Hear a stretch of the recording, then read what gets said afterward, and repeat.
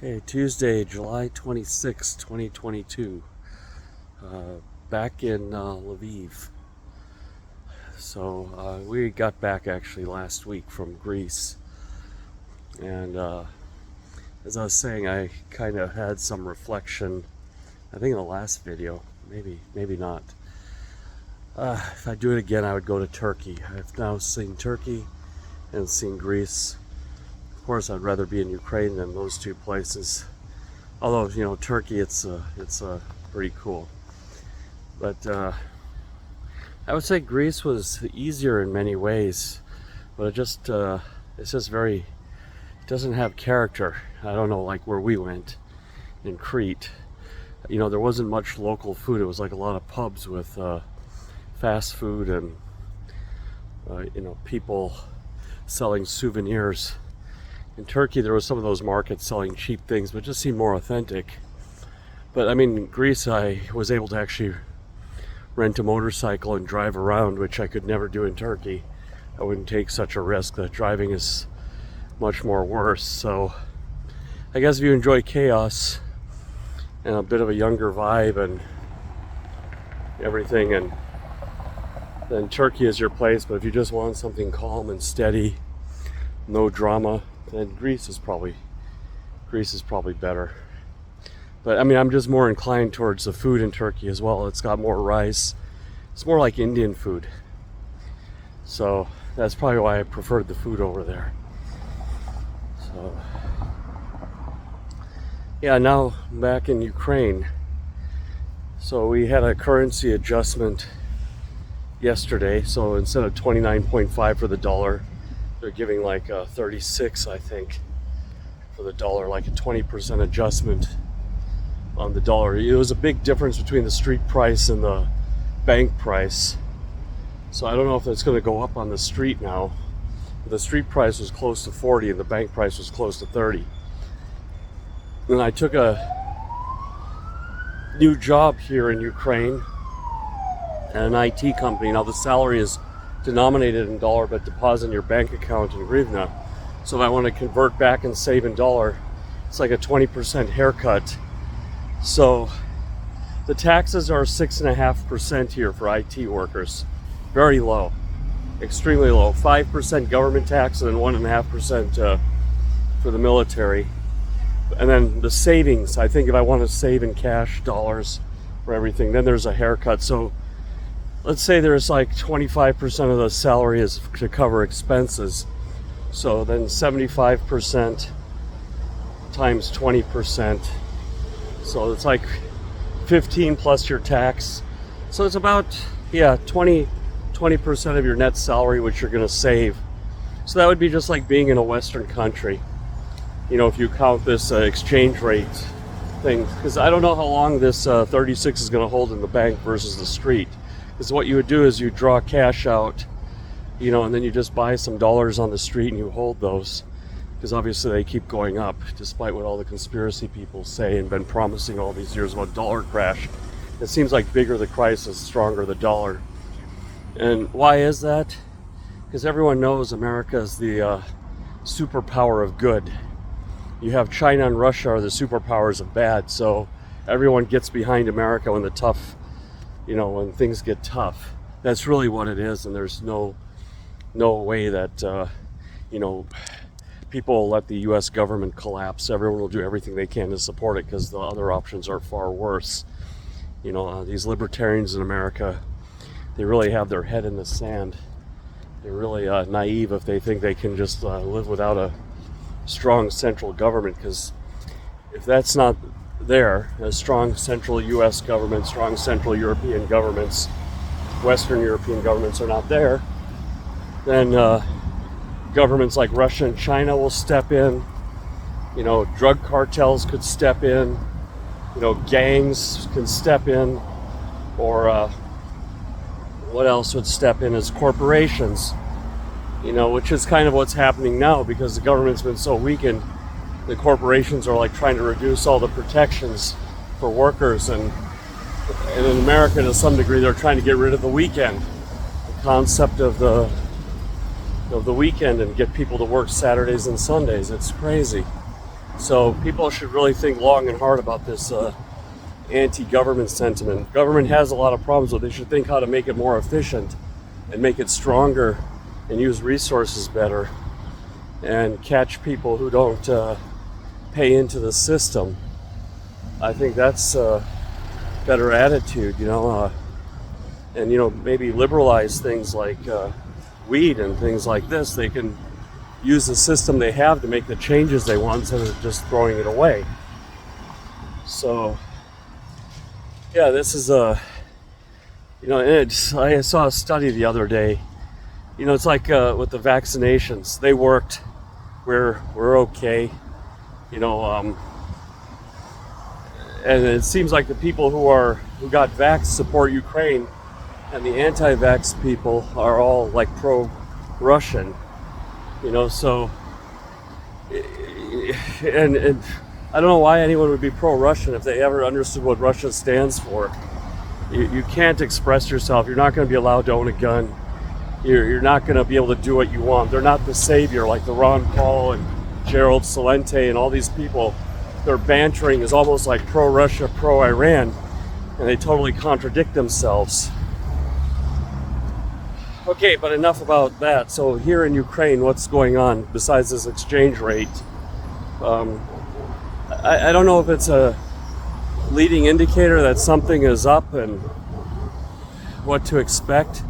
We live day to day here, but it's kind of now getting a little bit more clear what's happening. That it looks like the Russians are really focused on the east. They're harassing with missile strikes. They're deadly and they're tragic, but it looks like harassment just to deter people and break their morale and deter investments or deter rebuilding. So they had, they were supposed to let some grain go through Odessa, and then they attacked the port. It's like stupid.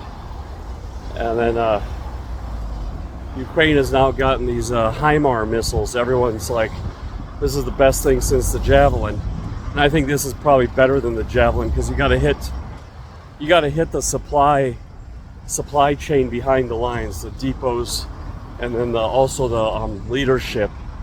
Because Russians are very command and control. They don't have a NCO corps like America or Britain, where soldiers can take decisions on their own when they're cut off. So if you can disrupt the hierarchy, you can probably that's probably a force multiplier. It gives the Ukrainians and the Foreign Legion, a chance, to take advantage of the chaos in the lines. I'm doing this all unscripted. I am looking at some teleprompter apps. There are many of them out there. So there's a lot of noise here. So I think if they can get build a HIMARS factory here. But what's kind of strange, or not kind of, it is, they won't give them the longer range missiles for the HIMARS. It's pretty obvious they have to hit in Russia too, because they're only hitting the supply chains that are in Ukraine, but so they can't reach further into Ukraine. But to get them out of Ukraine, you have to hit like 60 kilometers inside Russia, to disrupt the supply that would be coming to the eastern border of Ukraine. So I don't know, I just have some theory on this, and it's probably not what people want to hear. I have to admit we're drowning in toxic positivity sometimes on the Ukrainian side. The reports are leaving out a lot, overly optimistic. And what we want is realistic. It doesn't make us mean that we dislike Ukraine or pro-Russian. We just want to know really what's happening. But the way it looks, because the oil is running, the trade is still going, this is a limited war.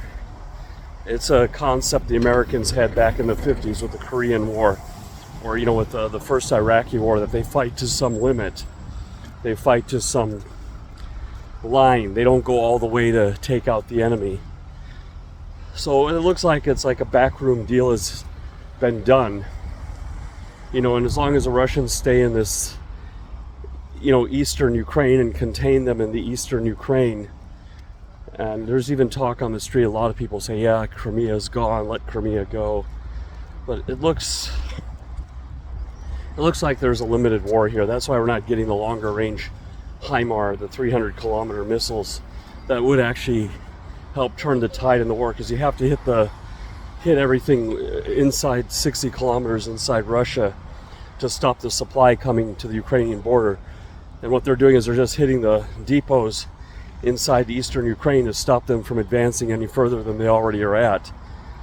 And there's this Nord Stream thing is up and down, but it's still flowing. And there's a lot of statistics showing there's still trade going on between Europe and Russia, between America and Russia. It's not completely shut down as people would like to think, especially with oil and gas and minerals and what have you. And it'll probably be impossible to do it as well. But it looks like there's something is going on in the background that nobody's talking about. To just kind of say, had an agreement that this would be contained. I don't know if it's a kabuki theater or something like that, but it's almost feeling something a little strange is going on. That there's like a containment thing going on. Maybe they're having a dispute about Odessa. They are building up forces. The Russians are building up forces on the Belarusian border. And there is a draft going on here now, like a street draft. Men can get stopped and told to report to the army. There's talk about 1 million man force, to retake everything. But, the British are only training. They have a goal to train 10,000 people. I don't know how much training is going on in Poland. But it'll take some time to build up that 1 million man army. So if NATO and allies really want the Russians out, they could do it. They could give the weapons, and they could train the soldiers, and they could, offer leave to the whole 82nd Airborne and tell them to take a vacation in Ukraine. And they could, provide those A-10s. Those are 50-year-old planes, and they were designed for this war. So bring them in the theater. I mean, what the hell have we been spending all the taxes on those A-10s for? I mean, yeah, they had some nice role in Afghanistan and Iraq, but actually we didn't even get to use the Gatling gun. It was mostly dropping bombs. The Gatling gun is not a very surgical weapon, but the Gatling gun would be great here for these long columns of Russian vehicles and tanks. It's a Cold War weapon. So a lot of the special forces and stuff were actually calling B-1 bombers in Afghanistan and Iraq, to drop precision-guided bombs versus having a, plane swoop in with a gunfire. Although it has happened, but, it's more precise to call on a 500-pounder and, clear out an enemy stronghold, or something like that. Or just use a man-pad rockets or something. A little bit heavier weapons. But anyway, that's another rant that can go on. But why is the West holding back is the question. And why is there trade still going on? And, that's a question I have, because, like I've been told in so many videos, the implications of a Russian victory in Ukraine, it's pretty catastrophic. We already see Iran and India and China already forming a pull towards Russia. And Russia is amazing in a sense. They have no resources. They have no not that good industrial production. They have a lot of natural resources, but they haven't done anything with it. And their economy is very small. It's like the size of Italy or the size less than California, and yet they wield so much influence. How can they let this happen? So yeah, this is a longer video. Yeah, I'll probably have to save this thing about BRIC countries and Goldman Sachs, for a next video.